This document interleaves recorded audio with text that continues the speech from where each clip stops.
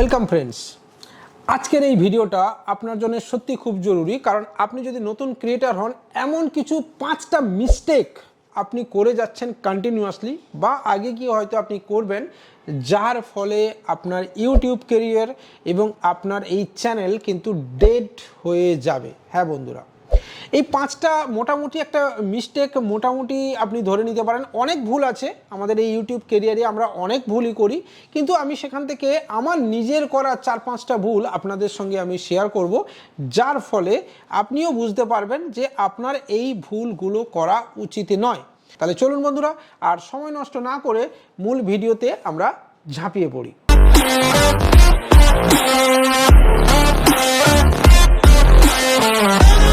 প্রথম নম্বর যে মিস্টেকটা আমরা সবাই করে থাকি সেটা হচ্ছে ইরেগুলারিটি। হ্যাঁ বন্ধুরা, কন্টিনিউয়াস ইউটিউবের প্ল্যাটফর্মে ভিডিও না দেওয়া, এটা হচ্ছে সবচেয়ে বড় আমাদের একটা ভুল। এবং এখানে কিভাবে হয়, ধরুন আমি একজন কন্টেন্ট ক্রিয়েটার, আপনি আমার এই চ্যানেল স্টাডি করেও দেখবেন আমি কন্টিনিউয়াসলি ভিডিও দিচ্ছি না, রেগুলারাইজ আমি বিভিন্ন ধরনের ভিডিও দিচ্ছি না, এবং এই টপিকের ওপরেও হয়তো ভিডিও না দিয়ে আরও বিভিন্ন ঘেঁটে দিচ্ছি।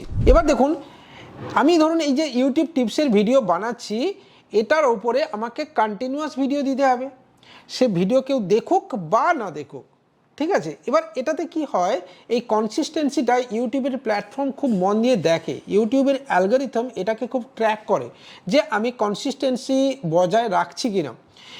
দুটো ভিডিওতে ভিউ এসছে, আমার মনোবলটা একটু বেড়ে গেল, বুকটা চড়া হয়ে গেল, আমি আবার ভিডিও দিলাম।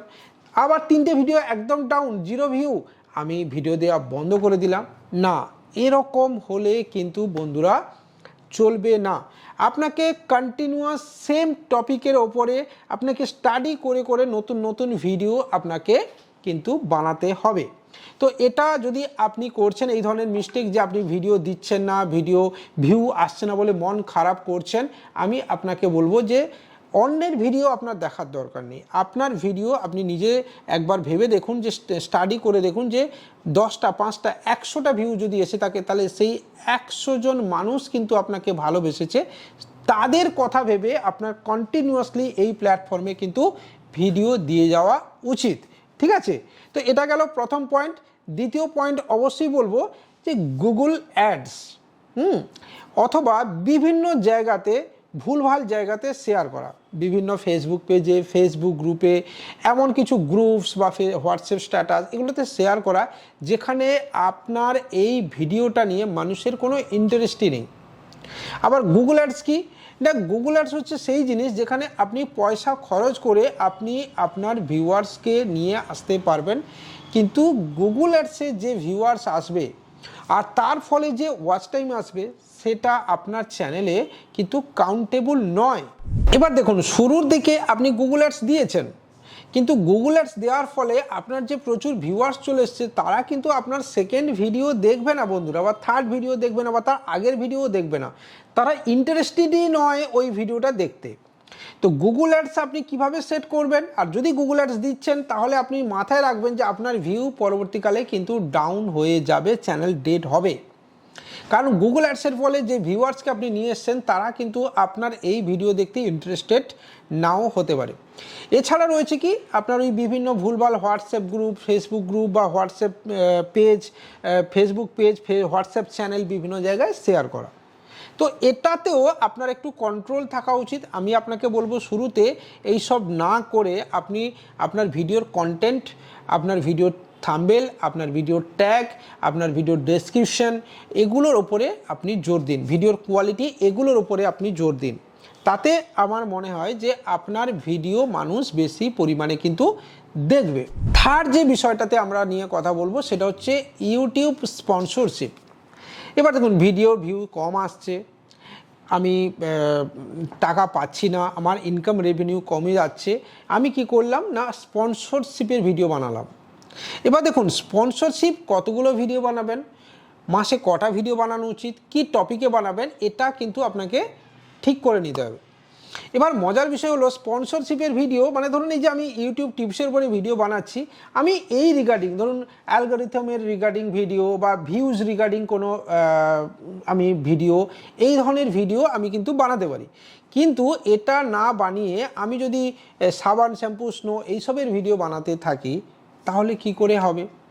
তো এবার দেখুন 1 2 3 4 5 এরকম যদি আমি কন্টিনিউয়াস সারা মাসে 30টার মধ্যে 20টা স্পন্সরশিপের ভিডিও আমি দিতে থাকি তাহলে কিন্তু আপনার চ্যানেল ডাউন হবে। এবার কেন ডাউন হবে না, স্পন্সরশিপের এই ভিডিও যারা দেখবেন তারা তো আপনার অডিয়েন্সই নন। আপনার যারা সাবস্ক্রাইবার রয়েছে বা আমার যারা সাবস্ক্রাইবার রয়েছে তারা তো এই ধরনের ভুলভাল ফালতু ভিডিও দেখার লোকই নন। তাহলে তারা দেখবে না, ওয়াচ টাইম কম আসবে, ওয়াচ টাইম কম এলে রিচ কমে যাবে, রিচ কমে এলে চ্যানেল ডাউনে যাবে। ঠিক আছে, এবং আগেকার মতো কিন্তু সিনারিও নেই যে আপনার চ্যানেল সাবস্ক্রাইব থাকলেই কিন্তু অন্যের কাছে নোটিফিকেশান পৌঁছে যাবে। এখন এটা ম্যাটার করে না যে আপনার চ্যানেল কে সাবস্ক্রাইব করেছে বা করেনি, এটা ম্যাটার করে আপনার ভিডিও কে কন্টিনিউয়াস দেখছে কি দেখছে না। এটার ওপর ডিপেন্ড করেই কিন্তু যে ভিডিও যে ইমপ্রেশন যায় সেটা সেট হয়। ঠিক আছে, অর্থাৎ কতজন মানুষের কাছে এই ভিডিওটা গিয়ে পৌঁছবে এটা কিন্তু সেট হয় আপনার ভিডিওর রিচের ওপর ডিপেন্ড করে। তাই আপনি যদি ভুলভাল প্রমোশনাল ভিডিও বানাতে থাকেন তাহলে কিন্তু আপনার চ্যানেল ডাউন হয়ে যাবে। ঠিক আছে, এটা গেল 3 নম্বর ভিডিও। 4 নম্বর ভিডিও হচ্ছে আমি অন্যের ভিডিও দেখছি।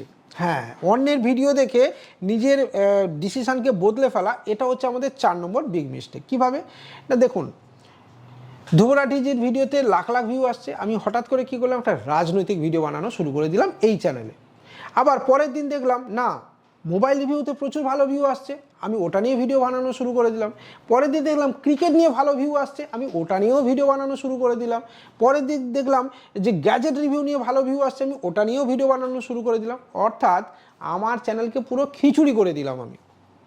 আর এই খিচুড়ি করে দেওয়ার ফলে কি হবে না, বিভিন্ন জায়গা থেকে বিভিন্ন অডিয়েন্স হয়তো আপনার চ্যানেলে চলেও আসবে, কিন্তু আগে গিয়ে ফিউচারে গিয়ে আপনি কিন্তু আপনার চ্যানেলকে আর গ্রো করতে পারবেন না। আপনার চ্যানেল এবার ধীরে ধীরে ডাউন হবে।